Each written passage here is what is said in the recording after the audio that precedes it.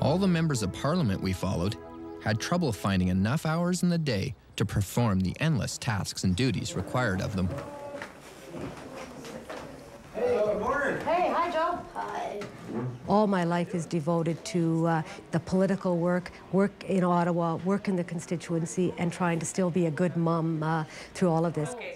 I have 2 children, both quite young, and my oldest boy has a major disability, so requires around-the-clock attention and care. That poses an extra challenge for me and my husband, who's really left with the lion's share of the work when I'm off in Ottawa.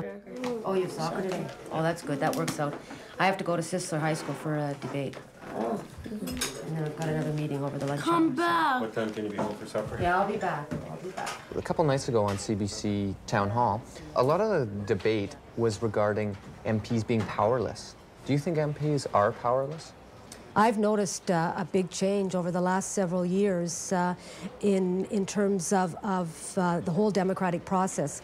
I see MPs and Parliament being disregarded on an increasing basis.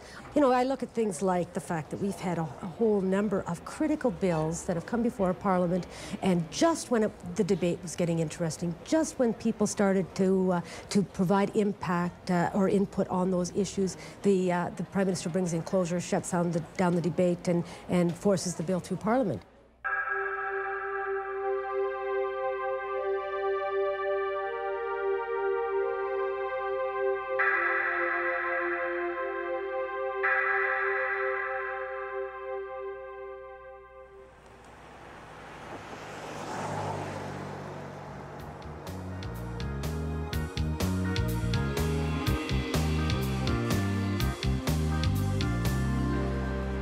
I wish there was more opportunity as a backbencher to hold the government to account.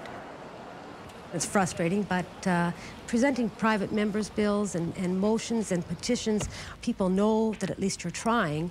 Okay, so we have to go to the Centre Block, House of Commons. Certainly I feel that as long as I'm able to get issues on the agenda, it's going to go somewhere and eventually makes a difference.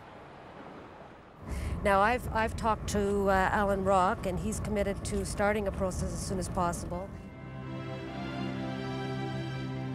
I think it matters to present private members' motions that may not have a hope in heck of ever becoming law, but they actually force government to steal the ideas.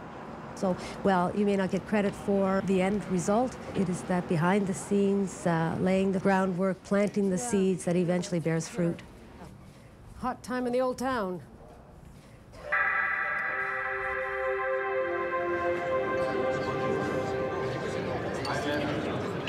After nearly a decade in the Commons, Liberal Reg Alcock works hard organizing conferences and devising means to modernize Parliament and increase government's relevance to the needs of citizens.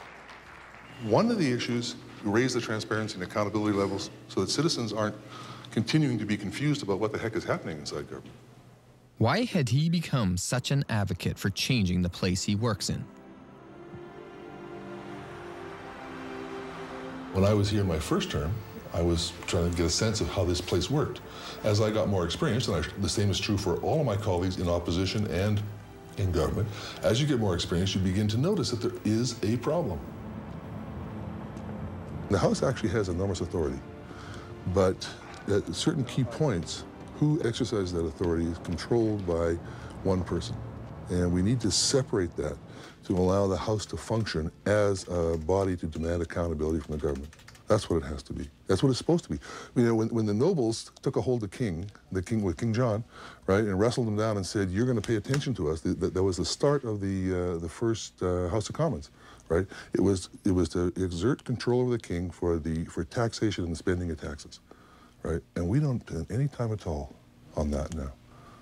And so all these things go on without any kind of overview, and it's wrong. Well, that would be surprising to me as a voter. You know, do you think most voters realize, like, the situation we're in right now with this? I think there's a growing, certainly the people who pay attention to this. In fact, what's shocking about it, one of the things that really astounded me, I chair this roundtable. At the roundtable, we have some of the most senior, both analysts and mandarins in Ottawa, retired deputy ministers and such, people who are very experienced. And in the conversation, one time I was listening to two of them talking, and he was making an intervention at the round table. He said, well, of course, the House of Commons is irrelevant, and we'll go on. And I thought, wait a second, how can we sit here and say the House of Commons, which is, you know, it's also, think about this. It's easy to make fun of politicians. You know, nobody likes politicians, right? But take out the word politician and put the word citizen in, right? You know, I am the tool right now, for better and worse, through which citizens exercise their voice in the affairs of the country. So to say that that's irrelevant is such a shocking thing that surely we have to fix it.